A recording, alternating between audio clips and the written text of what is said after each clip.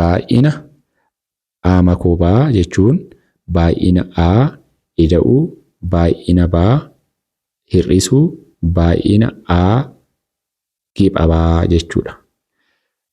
Kanarratti hundoofneeti gaafii 4ffaa fi 5ffaa hojjannaa. Mee asitti gaafiin maal jedha? Baay'inni A meeqa? Baay'inni A 30, baay'inni baa 15, baay'inni A kipha baan ammoo 10 yoo ta'an baay'inni A makoo baa hoo maal ta'a? Baay'inni A makoo baa maal ta'a? Okay. Kanatti fufuu baay'ina A makoo baa nu gaafatee miti? Kana xaa haa jennu.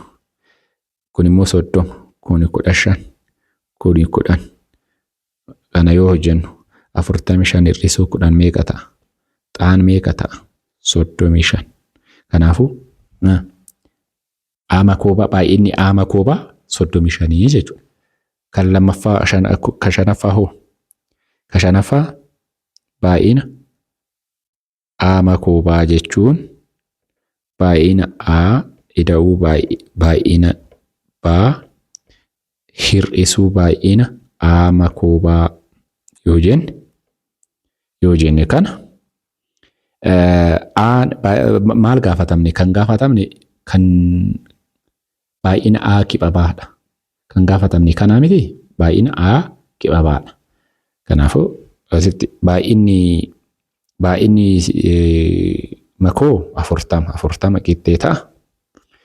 Baay'inni A ammoo 20, baay'inni baa ammoo 30. Kan walii xaadha. Kan walii yeroo hundaa xaa gonnee yoo jenne maali? Baay'ina A makoo baa jennee barreessuurraa xaa yoo jenne xaadhaan bakka jijjiiramaan yoo bakka buufne gaarii ta'a. Yeroo qusachuudhaaf jechuudha. 40 qixxee ta'a. Kun 50 ta'a. 50 hir'isuu ta'a.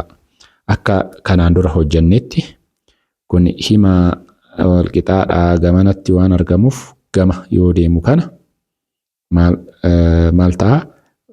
Negatiiviin kun gara poozitiiviitti jijjiirama. Asitti immoo kuni poozitiivii 40 waan ta'eef gama yoo deemu kana gamaa gamanatti yeroo jijjiirru kana maal goona?